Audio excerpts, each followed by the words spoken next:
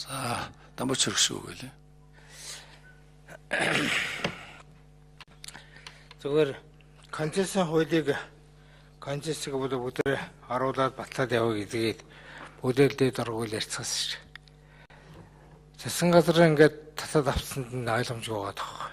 Өнөөдөр ингээд хэрэл урууд дээр дургуул ярьж байгаа нь засгийн газар концессийн хуулийг татж аваад эдийн засгийн байнгын оронд хэлцсэн шийдсэн шүү дээ. Концесс төр концесс аваад яваа гэсэн зэгслэе гэсэн концессыг тэгтлээ одоо засгийн газар бусаад авч байгаа нь их ойлгомжгүй байдаг. Энээс өнөөдөр юм ярьж байгаа юм яваад байгаа.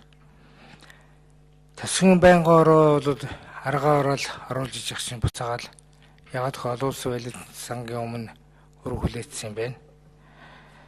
Тэгэхээр өнөөдөр бол төсвийн саналаар л хэдүүл явахгүй олон улсын валют сангийн оруулсан сангийг одоо олон улсын валют сангийн тэр одоо тавьж байгаа шаардлагын биелүүлээ явах хэвээр аргагүй болов гэж бодож байгаа. Тэгэхээр дахиад биелж засгийн газрынхан оруулж ирээд болиулдаг, буцаагаа татдаг энэ юмнуудаа болох хэрэгтэй. Тэгээд энэний батаад явахаас өөр арга байхгүй хаа л гэж би бодож байна. Ямар яалтчгүй тэгээд төсвийн байнгын ороо бол оруулж иж байгаа юм байна. Манай хөрлөөлт даргаыг би л ойлгож байна.